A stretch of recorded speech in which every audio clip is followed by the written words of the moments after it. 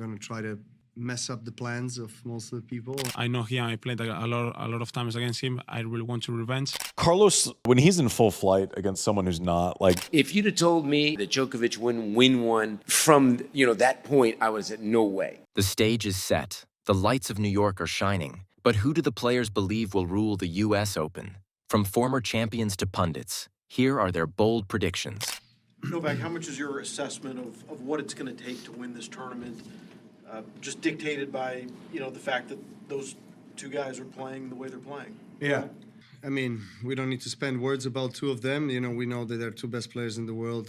Everybody's probably expecting and anticipating the finals between two of them. I'm going to try to mess up the plans of most of the people, and let's see. But they are playing definitely the best tennis of any player here. I definitely am not going with the white flag on the court. I don't think anybody does, really, when they play them. But here we are. I have another chance. Another shot.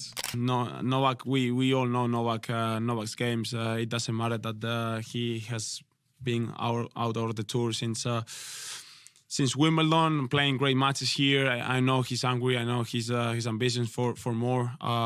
So let's see. I know him. I played a lot of times against him. I really want to revenge. Wouldn't we agree? Carlos has looked better on balance than Sinner. Yeah, but it doesn't matter. They're both playing well. It's just about matchups. Like Carlos he's like kind of the one that's a little bit more up and down. But when he's in full flight against someone who's not, but also week 1, 3 rounds, everyone gets through. As long as they're both striping the ball, we're not worried about either one of them. The matchup with lefty and Chapo and kind of shot maker doesn't have, that's just an awkward matchup for him. He had a losing record against him going in, right? Alcaraz looked better, and that doesn't matter at all to me. I thought in 22, when Alcaraz won here at first, it kind of took me back that wow, maybe this guy's going to jump in. And then in 23, Joker reestablished himself. Mm. So if you'd have told me at the start of 24 that Djokovic wouldn't win one from, that point, I would have said, no way. But it's not like Alcaraz and Sinner have been given anything. These two guys have taken it, and they've run with it.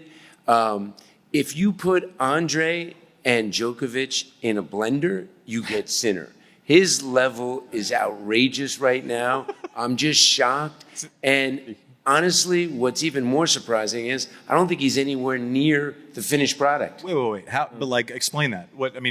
He makes the adjustment on the serve. Yeah. He now's got a little bit of where do you see the Swiss cheese? What are the holes in that game? See, this is a great question, and you know the answer.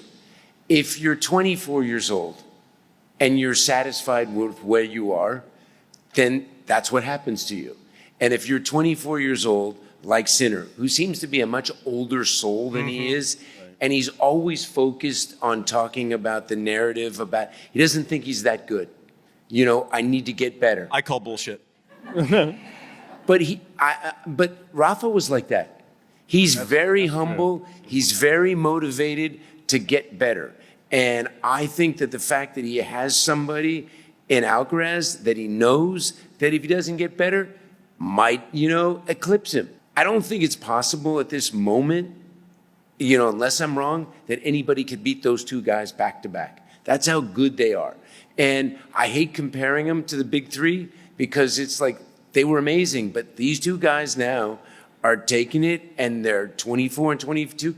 Maybe we check back in 10 years, and it'll be the next two that, wow, But now, Novak is 38 years young. We've seen a couple times this tournament. He's had to do, he's gotten winded. He's had a blister. He's had some issues. The guy's amazing. But that's the first thing I would want to test. See how you can do in these rallies that before weren't a good play for you. So a couple of those things I might see. And maybe the one thing I would take a few more risk on that he maybe doesn't do sometimes, I would take a few more risk on his own second serve. And now it's Sinner that's kind of the king of the sport. And when we talked this time last year, that, but okay. Well, I mean, him and Alcaraz, yeah. Okay, I'll get to that. But are they eye to eye in your estimation? Are we putting one above another? I mean, I know only one can be seeded one or ranked number one. Do you see them as eye to eye at the moment? I give Sinner the slight edge at the moment. Although when you look at just the head-to-head, it favors Alcaraz, and obviously pretty significantly. very significantly. But this year, you got to look at the fact that Sinner's won 2 of the 3 majors, wins Wimbledon for the first time, and overall, he's more consistent. I think, though, this loss here that we're showing you at Wimbledon is going to give Alcaraz a little bit more of an edge. He looked, for him, like a little passive in that match. Like he couldn't believe that Sinner was just taking it to him. And I think he's going to come. He came here to New York thinking, okay, now I've got something to prove. So I give Sinner the slight edge, but I think Alcaraz is right there, and he's got a little bit of a chip on his shoulder right now. You want 2 great players in any sport to play their best. In my opinion, if both guys played their best, Carlos Alcaraz is the better all-around player. Okay. If he brings A- or below, Sinner's going to beat him. That's what it boils down to. This guy, Carlos Alcaraz, in my opinion, is the most talented young kid, 20, 21, 22, that I've ever seen on a tennis court. That's more than Federer, Nadal, and Djokovic, who I have great respect for. I idolize Rod Laver. I played Pete Sampras. This guy is astoundingly good when he's on. One of the quickest guys has ever been on the court. Incredible personality. The attitude's amazing. He's got every shot in the book. Everything. I'm interested in both your opinion of where Sinner has taken himself in the time from we talked a year ago as the champion here, looking to be the first since Fed, and about 15 years ago, 16 years ago to do it again. Where has he taken his game? Is it to a place now that noise that surrounded him and the questions in the past is gone? Yeah, I know his coach, his original coach when he was a kid, Riccardo Piatti, who did a great job with him. But he felt like he needed something more. Just like Coco's decided to get a new coach. Darren Cahill is one of the greatest coaches you'll ever see in any sport. He should be in the Hall of Fame. He's coached in Agassi. He coached Simona Halep. He coached Leighton Hewitt. He's done a number with Jannik Sinner, made him more of a believer, changed his serve, worked aspects. He's incredible in and out of the corners. But Jannik Sinner is playing at a level that I didn't anticipate it would be that high at this point in his career. I am very amazed that he's this good. I've watched him for years. He's a great kid. He went through a lot of turmoil with these, doping violations. I don't know exactly what's happened in terms of what went on, but the bottom line is there was a lot of pressure here when he played. He handled that. He went to Australia. It was revisited. He handled that great. He got 3 months. Maybe that could have helped him a little bit to sort of regroup. So all in all, he's been a huge plus for our game.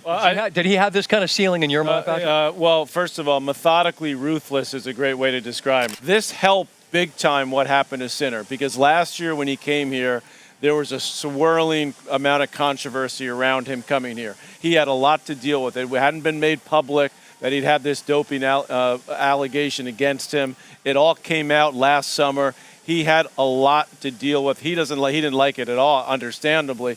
So the answer is yes, this made him a much better player because he got tougher. He got mentally tougher.